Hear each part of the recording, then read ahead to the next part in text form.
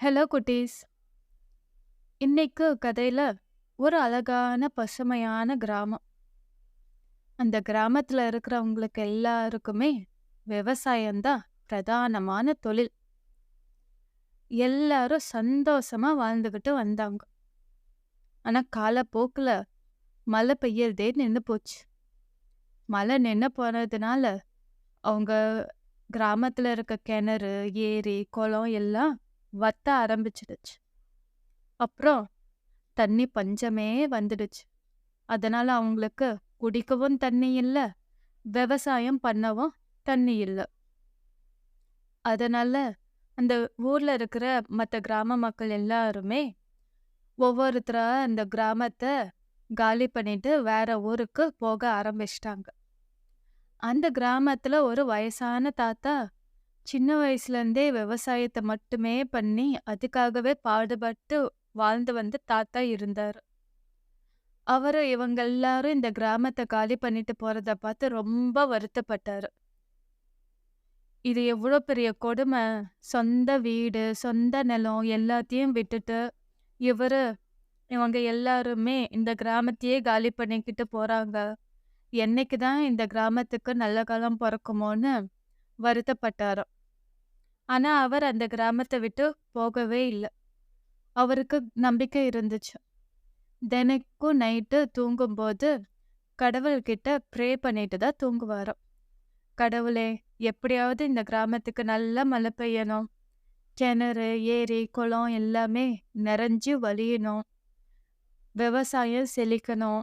அப்பதான் நாங்க எல்லாருமே சந்தோஷமா வாழ முடியும். ஊரை விட்டு போனவங்க எல்லாரும் திரும்பி வருவாங்க அப்படின்னு சொல்லி தினைக்கும் வேண்டிக்கிட்டாராம்.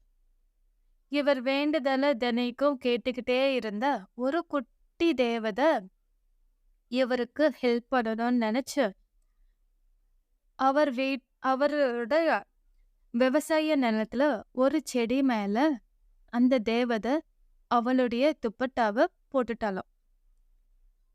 அவர் அடுத்த நாள் அந்த விவசாய நிலத்தை பார்வையிட போகும்போது ஒரே ஒரு செடி மட்டும் நல்லா பூத்து குலுங்கிக்கிட்டு இருந்துச்சாம், பசுமையா. அப்புறம் அந்த செடி மேல இருந்த அந்த துப்பட்டாவையும் எடுத்து பார்த்தாராம். பார்த்துட்டு இது இவ்வளோ மென்மையாகவும் கிளிசலாவும் இருக்கு.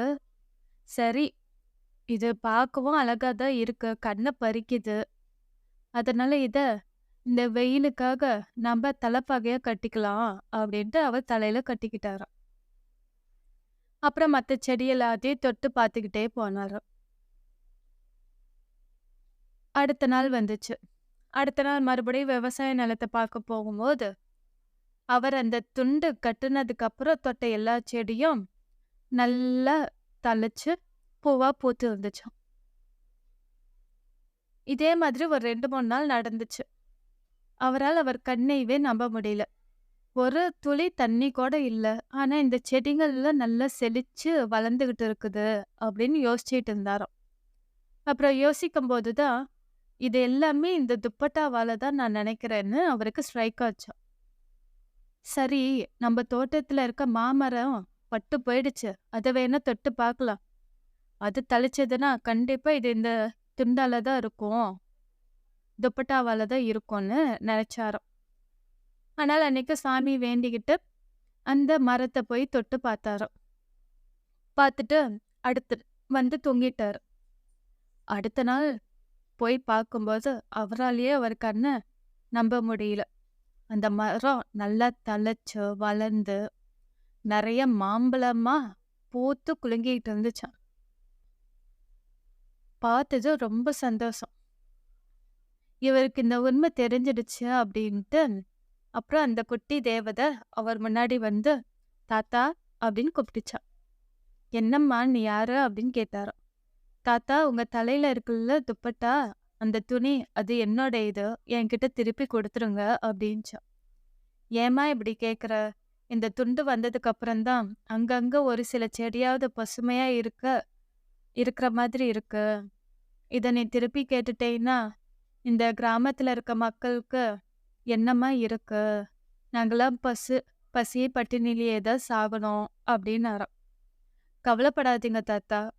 இந்த துணிய என்கிட்ட திருப்பி குடுத்துருங்க. அதுக்கு பதிலா நீங்க ஒரு வரம் கேளுங்க. நான் கண்டிப்பா அத நிறைவேத்துறேன்" அப்படின்ச்சான்.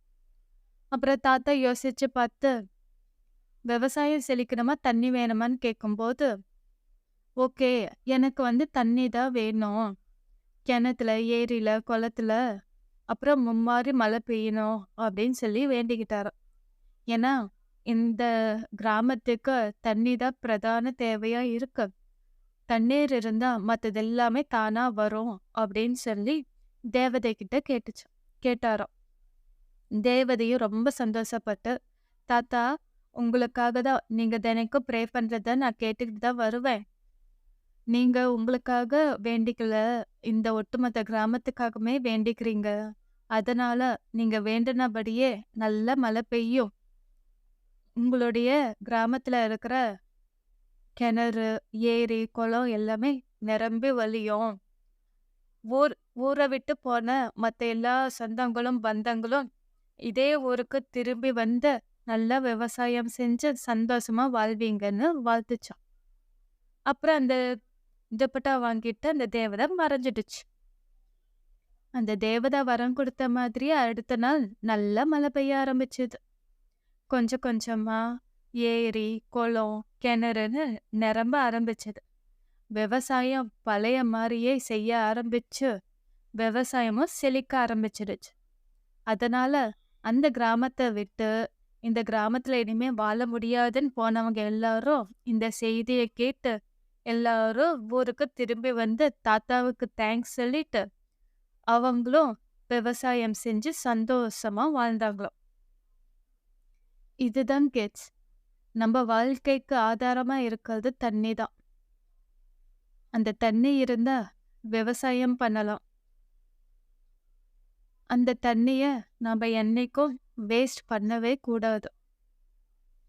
நீங்க ஸ்கூலுக்கு போயிட்டு வாட்டர் பாட்டில்ல இருக்கிற தண்ணிய தயவு செஞ்சு, இது சம்மர் சீசன் இல்லையா? அங்க உங்க கண்ல படுற மரத்துலயோ, செடியிலயோ மீதி தண்ணிய ஊத்திடுங்க. யாராவது தண்ணி வேணும்னு கேட்டாங்கன்னா, தயவு செஞ்சு எடுத்து குடுங்க. நீங்களும் இந்த சம்மர் சீசனுக்கு அட்லீஸ்ட் 2 பாட்டில் வாட்டராவது எடுத்துட்டு போங்க. தண்ணி ஃபில் பண்ணி வச்சுக்கோங்க. ஓகேயா? உங்க ஃப்ரெண்ட்ஸுக்கோ, டீச்சர்ஸ்க்கோ இல்ல வேற யாருக்காவது தண்ணி வேணும்னு கேட்டா, கண்டிப்பா குடுத்து உதவுங்க. வீட்டுக்கு வரவங்களுக்கும் தண்ணி குடுக்கணும். சரியா கிட்ஸ்? Thank you.